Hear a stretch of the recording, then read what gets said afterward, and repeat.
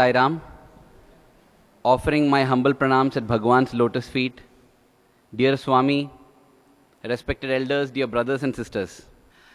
Coming to the topic, lessons learnt as Swami's photographer, I must place a disclaimer that this is not as if these lessons can be learnt only if you are Swami's photographer. That's why I put it as lessons learnt as Swami's photographer. You can learn the same lessons as Swami's devotee, as Swami's car driver, as Swami's anything, sweeper. Doesn't matter what we are, what our profession is. It's just that each person learns depending on his or her own aptitude. If I'm a banker, I can say lessons learnt as Swami's banker. It's important that we become Swami's banker. This is another thing that struck me. The other day I was walking along with another gentleman. I won't reveal who it is to keep the suspense for 5 minutes.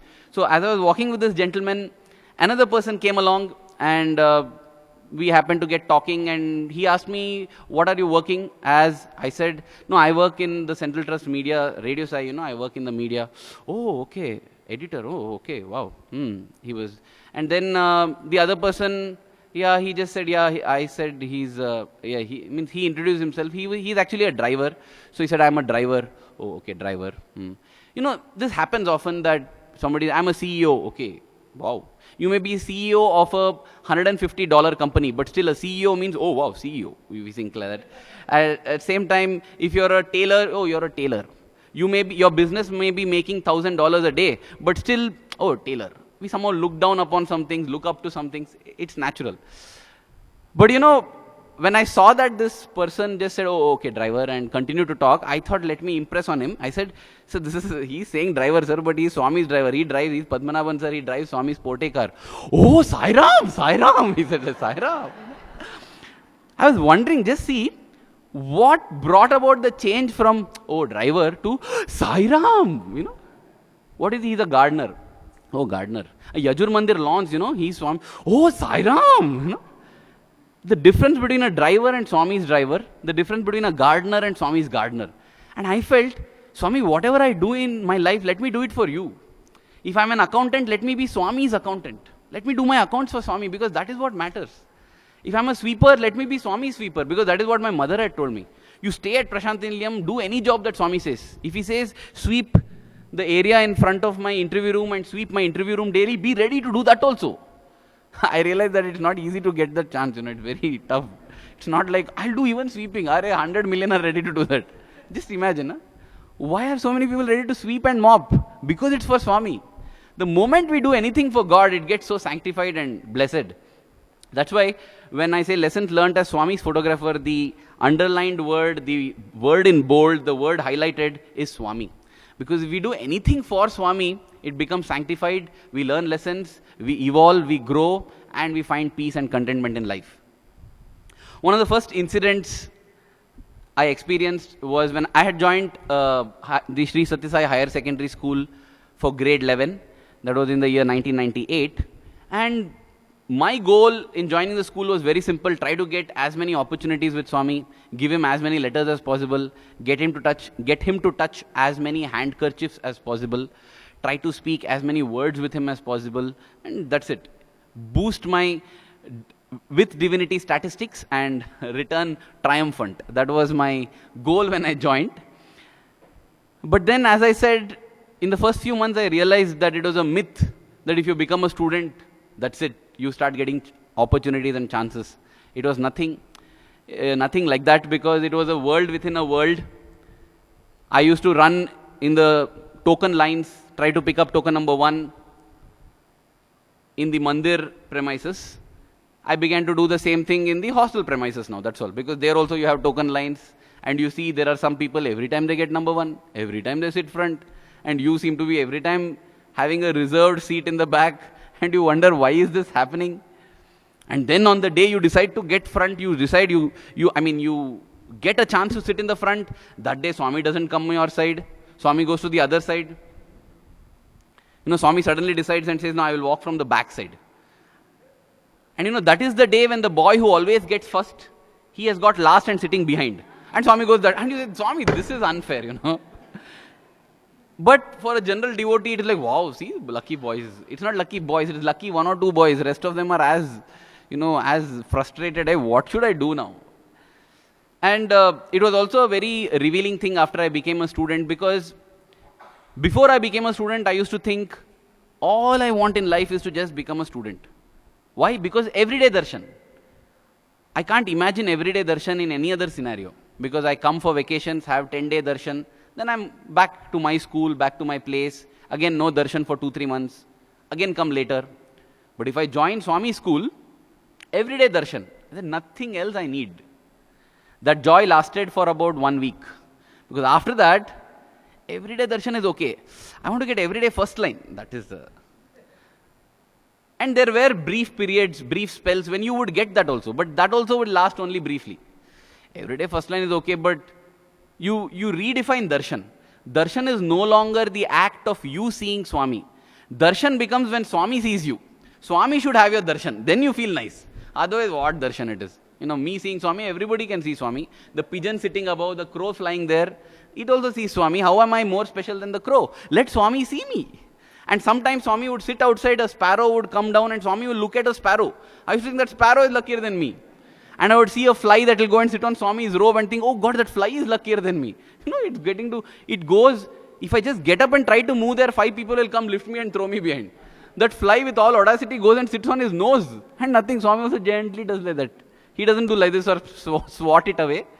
So all these comparisons, comparison is one of the most dreaded diseases that we humankind have. As long as we compare, we'll never be happy. Because all our happiness is based on comparison. Just imagine, one night when I'm sleeping, the wall of my house collapses. I say, God, why did this happen to me? I have been a good person all my life. Why should this tragedy occur to me? The same thing, one night the wall collapses, I get up, come outside and I see an earthquake has struck and all the houses have been flattened. And I say, oh, thank you, Swami, my only wall fell, that's all. The rest of my house is standing. The same wall has fallen, and in one case, I'm grateful, in one case, I'm complaining. Why? Comparison. If everybody's house is flattened, then I'm grateful. If everybody's house is standing, I don't say, thank you, Swami, my damage was minimal, everybody is fine. There are a few noble souls who think like that, but generally, I don't think like that. My joy is if I am happier than the others, or if others are more miserable than me. Either way, a flood comes, everything is wiped out, I lose the least, I'm happy. Abba, God's grace, In fact, I remember one devotee narrating and how flood had come in Orissa, his state. In Orissa, floods are common. And he was saying, we kept telling Sai Ram, Bhagwan's grace, all the trees fell on the neighbor's house. This is a miracle. It makes Swami look like a vengeful God. If you don't chant my name, I drop trees on your house. You chant my name, I protect you. But this is actually a human deficiency where our happiness is based on relativity, how happy others are. If others around me are happy, I'm miserable. If all others around me are miserable, even though I have little difficulty, I'm still happy because my joy is comparative. Can we move from comparative joy to real joy? So, when I joined the school, based on these comparisons, every time, at any point in time, there is somebody around who is doing better than you in whichever field you pick. You are never on the top because that's what we see. Even you take the number 1 sportsman, he's not satisfied. He says, I want to aim higher, achieve higher, whatever it is. Nobody is ever satisfied. So I was again not feeling satisfied, whatever little chances I got, few things. Definitely it was better than me coming and sitting in the devotees because every day I'm having darshan. Some days I'm giving letters. So it's definitely better. But I'm not enjoying it more because I'm comparing it with somebody higher now. That's it. Somebody higher in the way I see it. So this went on, and that is when, I just felt that in order to get something, we have to sacrifice something. Swami often says, na karmana na prajaya dhanena tyage naike amritatva manushu. It is not by progeny, not by wealth, not with your influence, but only with sacrifice can you achieve the highest state. So sacrifice is essential. And if we examine the statement, there is a lot of wisdom behind. See, we when we say the word sacrifice, it means I'm giving up something valuable for something less. I give up my food to go hungry. Food is something valuable, it will fill my stomach. I'm giving up a happier state for a less happy state. So that's why we call it a sacrifice. I give away some money. I call it a sacrifice. But then, it was Bahaduri Mahasai, one of the Tyagis, a saint mentioned in the autobiography of a yogi. He had great family wealth and he just gave it all up to become a sannyasi. And his disciples one day said, Master, you're great, you're great. You gave up everything, you sacrificed everything. And the master says, no, actually you're mistaken. I gave up a few paltry rupees and a few trinkets for the sake of a cosmic empire of infinite bliss. But you, the world, you people are giving up that cosmic empire for the sake of few paltry gifts. You are all the great renunciants. You are the Tyagis. You are making the sacrifice. You are giving up something higher for something lower. I am giving up something cheap for something higher. So in that sense, the people who are making true sacrifices are actually the truly selfish ones. They are choosing the highest thing and giving up the lower things. So that is my thoughts on sacrifice. So coming back, I thought I should make some sacrifice. And even when we make sacrifice, I'm reminded of the episode of, I think it was Dr. Hanumantappa, the former Vice Chancellor. I'm not sure, but I think mostly it was him. And when you do a pilgrimage, you are supposed to give up something that you like, you give up something as a sacrifice for God. God, you come to Prashanti and say, Swami, from today onwards, I'm giving this up for you, like this. One day, like all the Vice Chancellors who used to get the opportunity to dine with Swami, Hanumantappa was dining with Bhagwan, and that day, one of the dishes was made from cucumber. And Swami said, serve it to him. He said, no, Swami, no, I don't want. No, eat some. No. Why was he saying no? Was because when he had done his pilgrimage or whatever, he had given up cucumber. He said, for your sake, I give up cucumber. And Swami said, no, have it. Have it. Swami went on for things. Swami tried everything, emotional blackmail and commanding. You won't listen to Swami? Have cucumber. Did everything. Finally said, okay, Swami, I'll have it. And they served. And the moment he put that vegetable and that curry into his mouth, Swami almost jumped up from his chair and said, made you eat it. And then Swami said, instead of giving up so many bad habits or other things, you go and give up cucumber, which you can eat, you can coolly live without cucumber. There's nothing great in giving up cucumber. Okay? So don't give up cucumber, don't give up, Swami, from today onwards, I won't touch bitter gourd. You anyway don't touch it. Simply I'll give up bitter gourd because I don't like it anyway. Swami, I promise you that I give up my desire to travel to Nairobi. Anyway, I don't have a desire to travel to Nairobi, so I'll give it up. That is not sacrifice. Sacrifice is something that is dear to your heart, but you give it up because you know you're giving it up for something that is dearer to your heart. And therefore, you don't feel the pinch of the sacrifice. I don't feel I'm sacrificing because I'm doing it for Swami. I don't mind giving up my anger for Swami because Swami is dearer to me than my anger. It requires us to be in that state of awareness always to make what the world calls a sacrifice. And therefore, I thought I would sacrifice my vacation because I definitely loved to go home for vacation. I was feeling homesick. I was missing my parents. I was missing my video game. I was missing my television time. I think maybe this was the reverse was the order. Parents were last. I was actually missing my television, my video games, But you can't tell Swami, let me go home. I want to play video game. Swami, let me go home. I want to serve my parents. But I know I was being hypocritical unconsciously because I would go home and I would play actually. I would not be sitting there. If anybody visualized me sitting there and pressing my mother's feet from day to night, it's wrong. Yeah, I would do it for some time to satisfy my conscience. Otherwise it will prick me, Once the prick was gone and I was comfortable, I would go back to my games, I've pressed your feet once a day. But I thought, no, that is so dear to me, so I'll give that up. I said, Swami, I'm not going home for vacation. Why? Because in return for that, no, I want one chance with you, one opportunity, one interaction, something, Swami. 4 months have passed, nothing has happened. So that year, vacation October 1998, I decided I would stay back here. Stayed back. In the whole hostel, there were only about 30 boys who had stayed back. I'm talking about the school hostel. From the institute hostel, more would stay back because the institute boys were little grown up, possibly more mature, and possibly more understanding of that this is not a sacrifice, let's stay with Swami. But from the school hostel, there were only 30 of us. And among 30 of us, only 15 of us had sacrificed vacation. The other 15 were like from Nepal, Sikkim and all. It will take them 4 days to go, 4 days to come. So it's no use going for a 10-day vacation, because you would spend 8 days of your vacation traveling in a train. So I felt that, they are not sacrificing actually. By default, they're staying back. It's better to stay back. So I felt only 15 of us who have sacrificed and maybe we'll get an opportunity.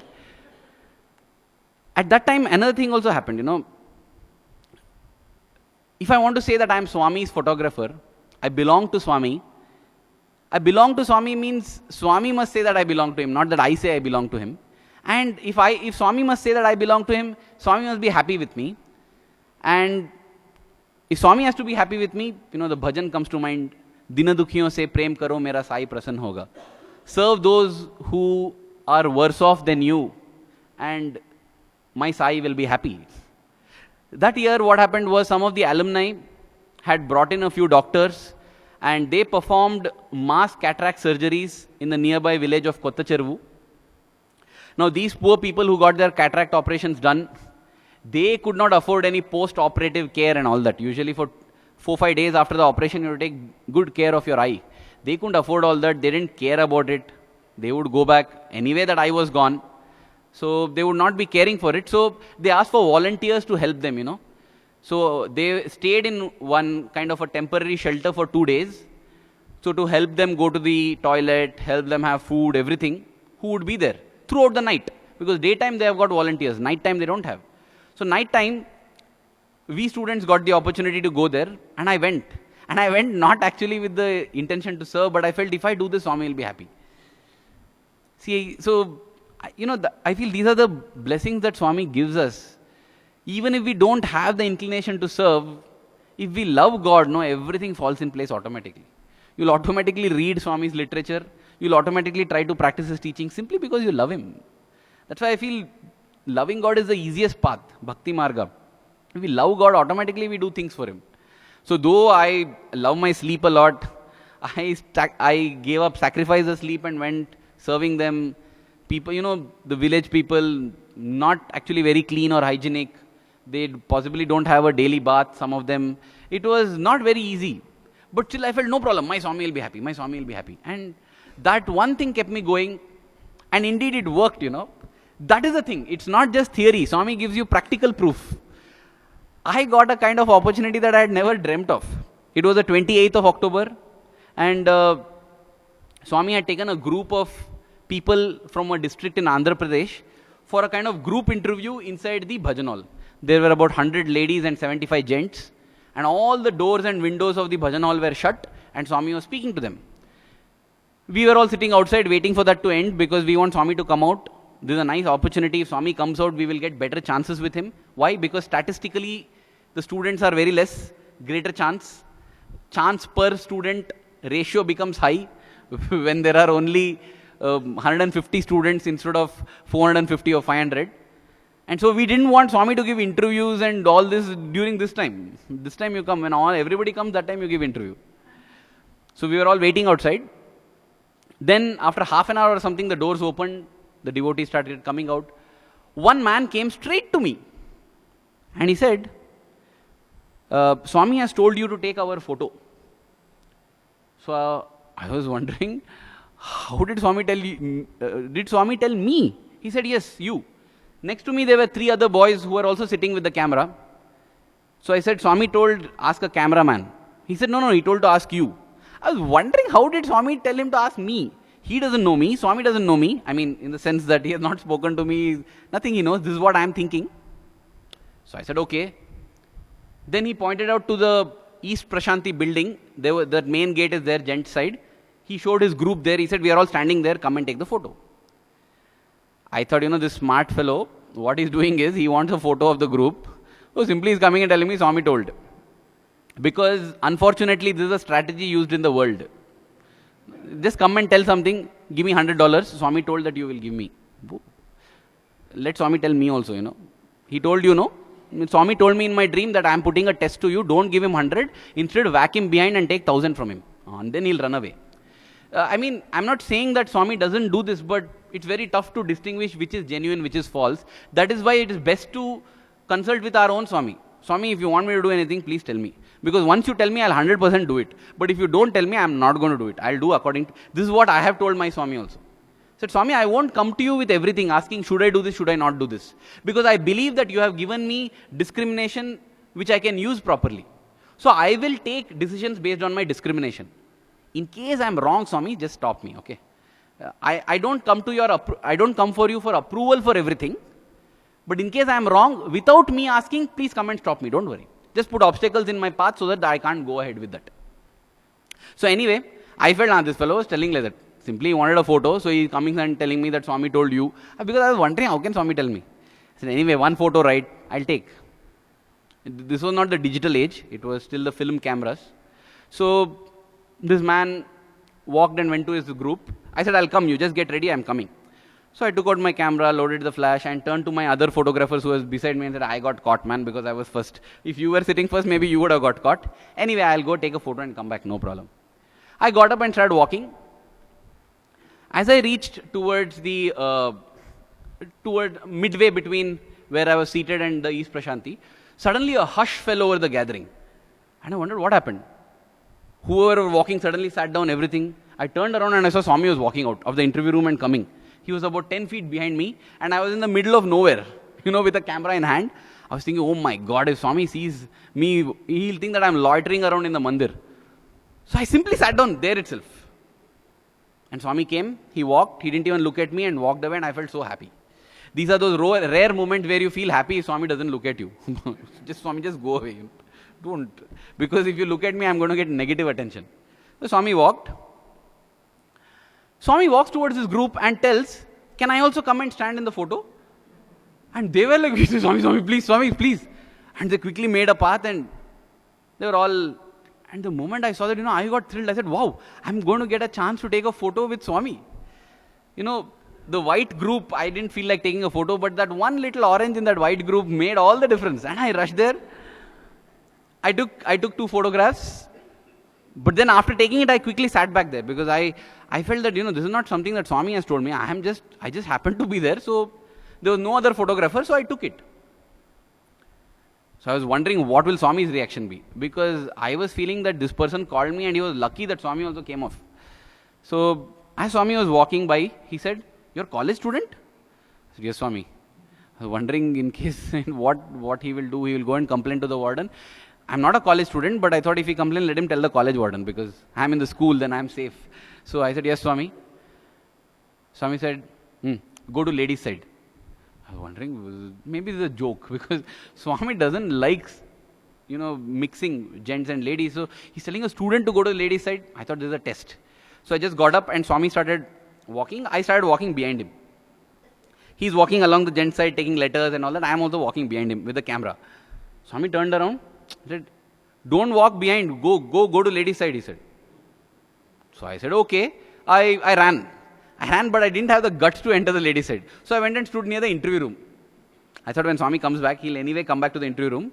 I'll ask him, Swami, what did you actually mean, by saying go to ladies' side? Swami finished the gent side, and he didn't come towards the interview room. He started walking to the ladies' side. And again he looked at me and he said, ladies' side? Okay. So now I ran. I started walking next to him now. Now Swami was fine. So we were walking together, me and Swami.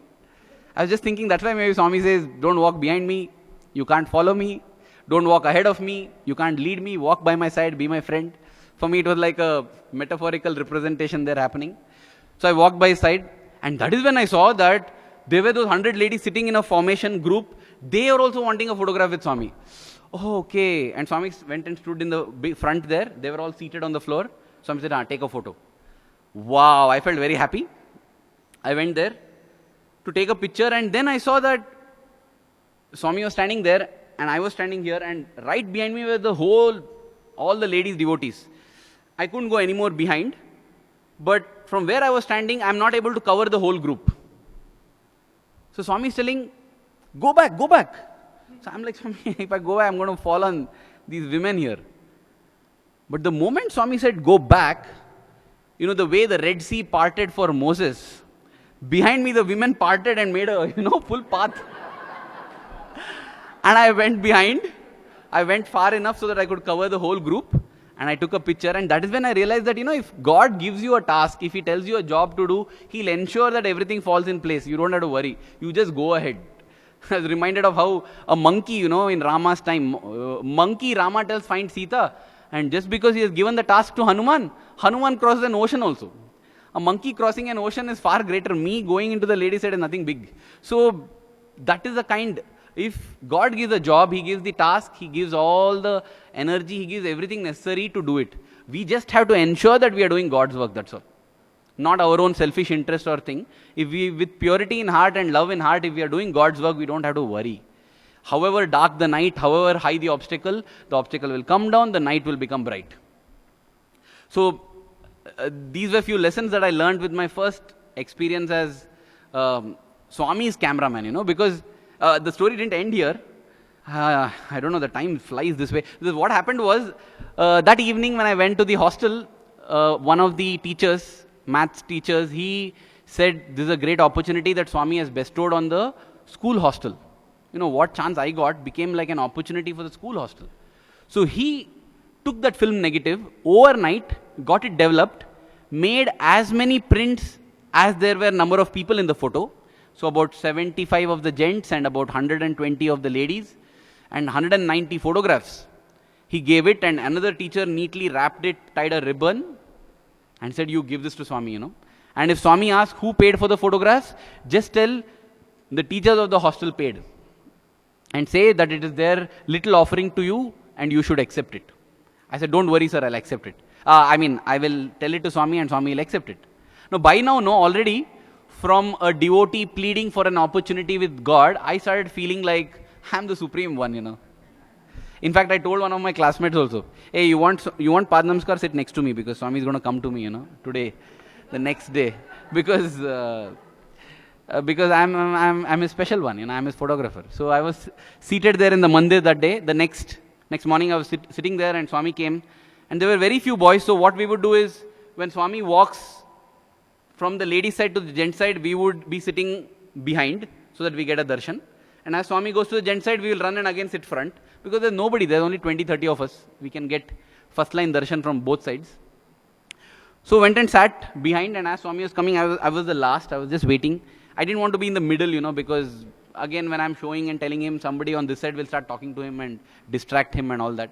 I wanted Swami only to myself. Reminded of a little anecdote I read, that in a church, a man is sitting and praying and telling, Lord, give me today my daily bread. Let me have enough money to have my food. So there's this rich person standing there waiting for his turn, and this guy is going on praying. So he pulls out a $10 note and he throws it. And this person gets it and thank you, Lord. And he goes, and he says, now God, now that I have your undivided attention, listen to me. And he starts his prayer, So I also wanted Swami's undivided attention. So I sat in the end. Swami comes. Just before me, turns towards the devotees and walks away. And I am feeling, oh my God, what happened? And the boy next to me says, brother, if I had sat anywhere else, I would have got Padnamskar. Just here I didn't get. But, I felt so deflated. So like I was like a balloon filled with air. And like Swami just left it.